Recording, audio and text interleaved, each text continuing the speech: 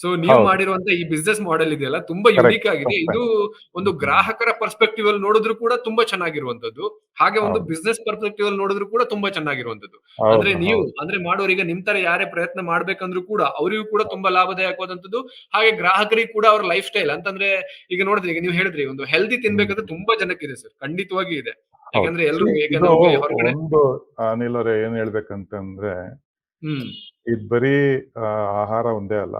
ಈ ಪ್ರತಿ ದಿನ ನಿಮ್ಗೆ ಮನೆಗ್ ಬಂದಾಗ ಒಂದು ಎಕ್ಸೈಟ್‌ಮೆಂಟ್ ಇರುತ್ತೆ. ನೀವು ಬೀಜ ಹಾಕಿರ್ತೀರಾ, ಮೊಳಕೆ ಬರುತ್ತೆ, ಹೌದು. ಎಲೆ ಬರುತ್ತೆ, ಹೂ ಬಿಡುತ್ತೆ, ಕರೆಕ್ಟ್. ಕಾಯಿ ಬಿಡುತ್ತೆ. ಸೊ ಪ್ರತಿದಿನ ನೀವು ಮನೆಗೆ ಹೋದಾಗ ಏನೋ ನೋಡ್ಬೇಕನ್ಸುತ್ತೆ. ಒಂದು ಕುತೂಹಲ ಇರುತ್ತೆ ಕರೆಕ್ಟ್. ಅಲ್ವಾ? ಅದೊಂದು ಪ್ರೀತಿ ಇರುತ್ತೆ ಸರ್. ಪ್ರೀತಿ ಇರುತ್ತೆ. ಹೌದು. ಕರೆಕ್ಟ್. ಹ್ಮ್. ಸರಿಯಾಗಿ ಹೇಳಿದ್ರಿ. ಮತ್ತೆ ನಾವು ಮಾಡಿ ಮೇಲೆ ಹತ್ತೋಗ್ತೀವಿ. ಆಯ್ತಾ? ಅವಾಗ ಹೌದು. ಫಿಸಿಕಲ್ ಎಕ್ಸರ್ಸೈಸ್ ಆಗುತ್ತೆ. ಆಯ್ತಾ? ಕರೆಕ್ಟ್.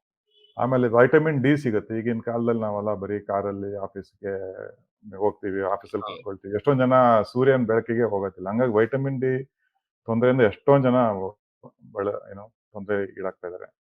ಸೊ ವೈಟಮಿನ್ ಡಿ ಸಿಗುತ್ತೆ, ಎಕ್ಸರ್ಸೈಸ್ ಆಗುತ್ತೆ, ದಿನಾನು ಒಂದು ಎಕ್ಸೈಟ್‌ಮೆಂಟ್ ಇರುತ್ತೆ. ಆಮೇಲೆ ಹೆಚ್ಚಿನದಾಗಿ ಈ ಮಕ್ಳುಗಳಿಗೆ ಒಂದು ನಾಲೆಡ್ಜ್ ಬರುತ್ತೆ. ಈಗಿನ ಕರೆಕ್ಟ್. ಸಿಟಿಲಿರೋ ಮಕ್ಳುಗಳಿಗೆ ತರಕಾರಿ ಹೆಂಗ್ ಬರುತ್ತೆ, ಎಲ್ಲಿಂದ ಬರುತ್ತೆ ಅಂತ ಗೊತ್ತೇ ಗೊತ್ತಿಲ್ಲ. ಇರೋದಿಲ್ಲ. ಹೌದು. ಅವ್ರು ಸೂಪರ್ ಮಾರ್ಕೆಟಿಂದ ಬರುತ್ತೆ ಅಂತ ಹೇಳ್ತಾರೆ.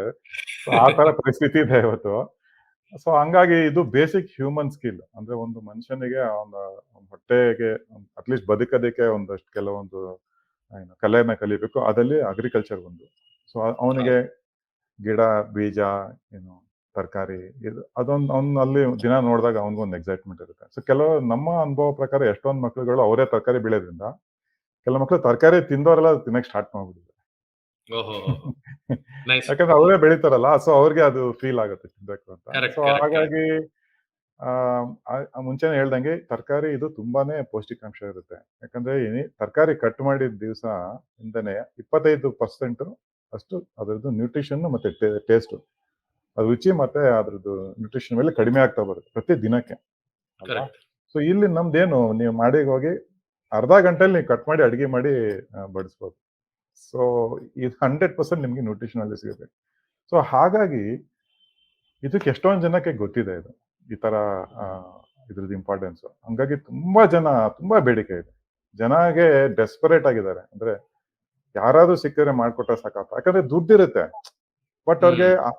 ಎಷ್ಟೊಂದು ದುಡ್ಡಿದೆ. ಎಷ್ಟೊಂದು ಜನ ಬೆಂಗಳೂರಿನಲ್ಲಿ ದುಡ್ಡಿದೆ, ಬಟ್ ಈ ತರ ಕೊಡೋರು ಯಾರಿದ್ದಾರೆ ಅಂತ ಗೊತ್ತಿಲ್ಲ. ಈಗ ಇಮ್ಯಾಜಿನ್ ಮಾಡಿ, ನೀವು ನಮ್ಗೆ ಸಿಗೋ ತರಕಾರಿ it's like A slow Poisson. ಯಾಕಂದ್ರೆ ಹೌದು. ಪೆಸ್ಟಿಸೈಡ್ ಹಾಕಿ ಕೆಮಿಕಲ್ ಹಾಕಿ ಬೆಳೆದಿರೋದು, ರುಚಿನೂ ಇಲ್ಲ. ಹ್ಮ್.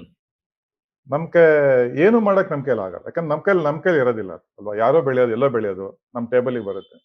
ಸೊ ಕಂಟ್ರೋಲೇ ಇಲ್ದಿರೋ ಹಂಗ ಆಗ್ಬಿಡುತ್ತೆ. ನಾವು ತುಂಬಾ ಏನಂತೀರ ಅಸಹಾಯಕತೆ. ಮತ್ತೆ ಕರೆಕ್ಟ್. ದುಡ್ಡಿದೆ, ಬಟ್ ನಂಗೆ ಒಳ್ಳೆ ಆಹಾರ ತಿನ್ನಕ್ ಆಗ್ತಾ ಇಲ್ಲ. ಈ ತರ ಎಷ್ಟೊಂದ್ ಜನ ಇದ್ದಾರೆ. ನಮ್ಗೆ ಇದನ್ನ ಹೇಳಿದ ತಕ್ಷಣ ಎಷ್ಟೊಂದ್ ಜನ ಅಯ್ಯೋ ನಮ್ ಮಾಡ್ಕೊಡಿ ಅಂತ. ಹೌದು. ಡೆಸ್ಪರೇಷನ್.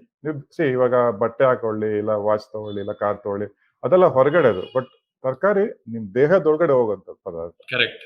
ಅದು ಸ್ಲೋ ಪಾಯ್ಸನ್ ಆದ್ರೆ ಸೊ ನಾವು ಒಟ್ಟಾರೆ ಹೇಳ್ಬೇಕಂದ್ರೆ ಈ ತರಕಾರಿ ಗಾರ್ಡನ್ ನಿಮ್ಗೆ ಅಟ್ಲೀಸ್ಟ್ ನನ್ನ ಪ್ರಕಾರ ಒಂದು 5 ವರ್ಷ ಅಂದ್ರೆ ಆಯುಸ್ ಜಾಸ್ತಿ ಆಗುತ್ತೆ.